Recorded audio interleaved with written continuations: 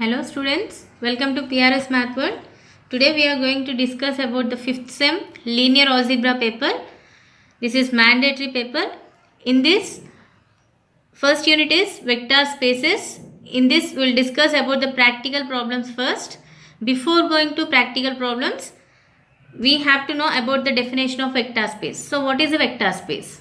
So take any non-empty vector set, that is V, and take one scalar set, that is generally we are taking as real numbers, that is a field, and take binary operations addition and multiplication. Then when we can say V is a vector space means it should satisfy 10 conditions.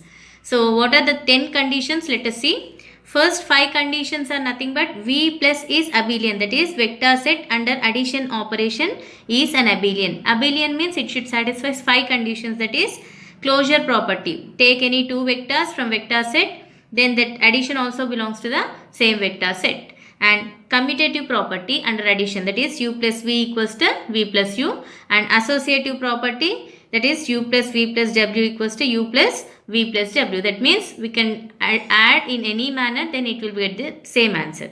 Then identity property under addition, that is what? Take any 0 vector, and in general in vector space, when vector set, we are taking 0 element as 0 bar. So 0 bar belongs to V such that U plus 0 bar equals to U, which is equals to 0 bar plus U. And inverse property under addition is what?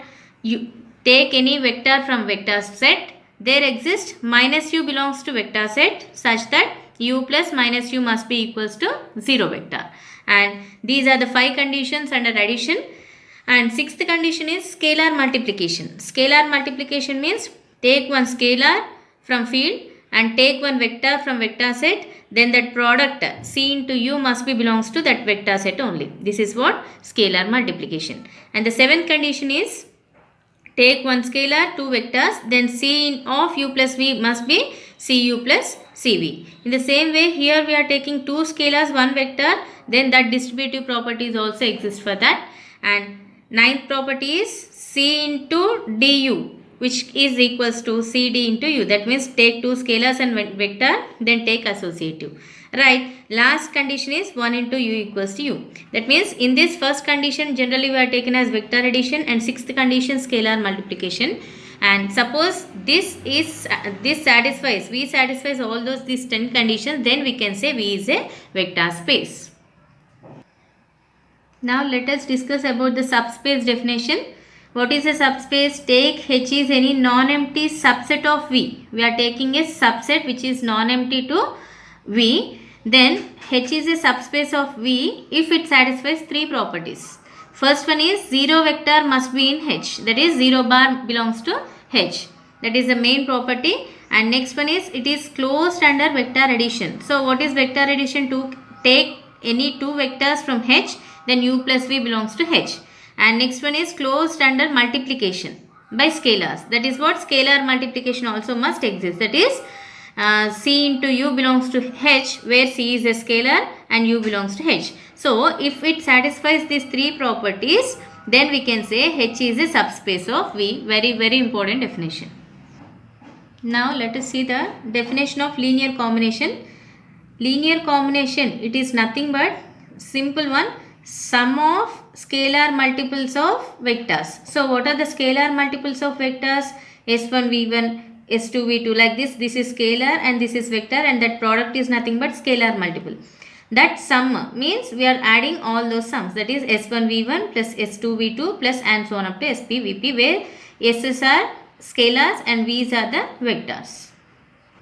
Now linear span, this is also very important one. Linear span, it is nothing but span of all vectors, some finite vectors V1 to Vp. It denotes what?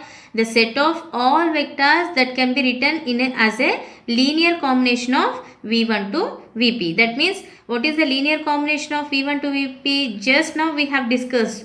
This is the linear combination. So like this, set of all linear combinations is nothing but the linear span. So take a set of all linear combinations where S1, S2 they are scalars and V1, V2 are the vectors. Now linearly independent set. Linearly independent set means we have to take the set of vectors, finite vectors, some V1 to V2, Vp in a vector space, it is said to be a linearly independent set. When we can say means, first of all we have to take the linear combination of v1 to vp. Generally we are taking any scalars, s1 s2 also you can take, or you can take c1 v1 plus c2 v2 and so on up to cp vp equals to 0 bar. Take the linear combination. It has only trivial solution. That means what? All the scalars must be 0. By solving this one, if all the scalars are zeros, then we can say linearly independent. For linearly dependent, take same. For this vector set is said to be a linearly dependent set. Take a linear combination. It should have non-trivial solution. Means at least one scalar must be non-zero. Suppose when you are solving all this equation, then at least one number is non-zero element, vector, scalar, then we can say it is linearly dependent. In another way, when you are taking as a determinant form, take vectors, suppose it is of n cross n matrix or p cross p matrix, then we can take the determinant of all vectors. Suppose it is not equals to 0, then we can say it is linearly independent. Suppose this determinant is equal to 0, then we can say it is linearly dependent. But we have to take the determinant when it should have the same number of rows and columns, then only it can be applicable. Suppose they are not same, number of rows and columns are not same, then we can go this process. Then this is one another important definition, that is basis of a vector space. So take V is a vector space, then the set of all vectors, take V1 to Vp. When we can say it is a basis, it should satisfy two conditions. First one is, this set must be a linearly independent set. Already we discussed previously. And V can be written as span of all these vectors. Suppose it satisfies these two conditions, then we can say B is a basis for vector space. And we have one theorem that any set is a subspace of V. When we can say means, take some vectors v1 to vp in a vector space, then span of this v1 to vp is a subspace of V. That means to show whether it is a subspace of V or not, it is enough to show that it is the span of all vectors of V. Okay, let us discuss the first practical problem in linear algebra. H is a set of all vectors of the form. Find the vector V in R3 such that H is span of V. And also, why does this shows that H is a subspace of R3? For this, to show it is a subspace of R3, we have two conditions. What is that? Suppose it satisfies three conditions, that is 0 bar belongs to H, vector addition and scalar multiplication. That is one method. And another theorem is what? Suppose H is span of the given vector, then also we can say it is a subspace of R3. So we can prove in two methods. Let us see the two methods. Okay. So take R3 is a vector space that is given. See here, in this R is the set of real numbers, that is scalar set. 3 represents what? The number of entries in the vector set. Here 3 entries are there. So H is given, and to show H is a subspace, take H as it is and take scalars into vectors separately and take T common, then this. So this is nothing but one vector. So we can write this as V, where V equals to -2, 5, 3. So what we can say, H is a linear combination of vector V, because H equals to some scalar into vector. So we can say that it is a linear combination of vector V. So what we can say, H is span of V. But we have the theorem. What is that? If H or W, it is a span of all vectors in a vector space, then we can say it is a subspace of Vp. In the same way, H is span of V, that's why we can say H is a subspace of R3. This is one method, and also we can verify in another method also, that is three conditions. That is, first one is what? To show that it is a subspace, first condition is 0 bar must be belongs to H. So what is 0 bar? We can written as 0 into this vector is what? -2, 5, 3. So 0 into -2, 5, 3 we can write as 0 into V. So it is belongs to H or not? Obviously 0 bar belongs to H. And what is the second condition? U plus V or U1, U2. We are taking U1, U2 from H. Then U1 plus U2 is also belongs to H. So take U1. What is U1, Anna? We can take in the form of given H. What is given H? -2t. Here t into -2, 5, 3. In the same way, u can be written as t1 into minus 2 5 3 and v taken as t2 into minus 2 3 5 3. So you can also take u1 u2 or uv we are taking, then u can be written as in the h form and v also can be written as in the h form. Then take u plus v, then this plus this. So take minus 2 5 3 common, then we can get t1 plus t2 of minus 2 5 3, where this t1 plus t2 is nothing but the real number, that is field set. So this is also in the form of some scalar into minus 2 5 3 form, so it is also belongs to h. So for uv belongs to h, u plus v also belongs to h. So this is second condition has proved. Next one, it is closed under scalar multiplication, that is c into u also must be belongs to h. So what is c into u? C into u is nothing but again t into this. So we can multiply this both by taking vector space condition, that is c into t same. So it is also in the form of some scalar into minus 2 5 3. So here also belongs to h, where this ct is a real number.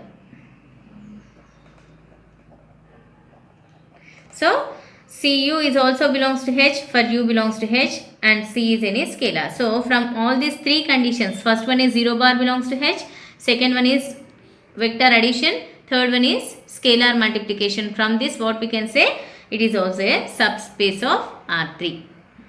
Okay, second practical problem. Let V be in the first quadrant in xy plane and let V is some vector xy where xy both are positive, because it is given in the first quadrant means obviously in the first quadrant both are positive. That's why x greater than 0, y greater than 0.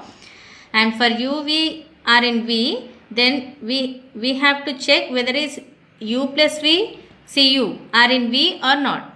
Okay, so for that take given vector xy where they are in first quadrant means both should be positive. This we need to remember.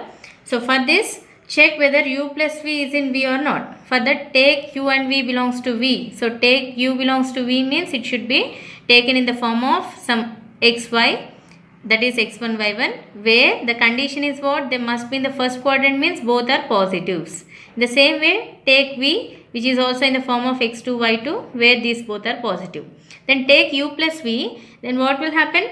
This plus this, these positive values, these are all positive values. So when you are adding this total, then positive number plus positive number again a positive number. Similarly for this also. So take, this is also in the form of like x and y where these two are positive numbers. That's why what we can say simply it is belongs to V. So u plus v belongs to V. But whereas in c into u, take u as some 1 2. Any numbers you can take, xy also you can take as it is, but it should be positive number because it is in the first quadrant. Take one scalar, but there is no condition that it is a positive number, because it is any scalar means it is any real number, so we can also take negative number. Then by taking scalar multiplication what will happen? Some negative number into positive number, then it will be a negative number. So whereas in this vector we want to have only positive numbers for V, but here negative numbers came. That's why this does not belongs to V. Suppose when you are taking here positive number, then it is obviously positive, but C is any scalar means we can take negative number also. So for every number C into U it does not belongs to V. That's why scalar multiplication is not possible in V. That is Cu not in V. Now the third practical problem. Let V and V1, V2 both are given. They are having 3 entries, 3 elements. Determine if the set V1, V2 is a basis of R3. R3 means it should contain 3 number of elements. And the set V1, V2 is a basis of R2. So let us take 2 conditions. One, whether it is belongs to V1, V2 is a basis of R3 or not. And also we need to check that V1, V2 is a basis of R2 or not. So let us see. For this V1, to determine the set V1, V2 is a basis of R3, first of all take R3, R2 vector spaces and take V1, V2 as it is. So here there are 2 vectors in 3 entries, right?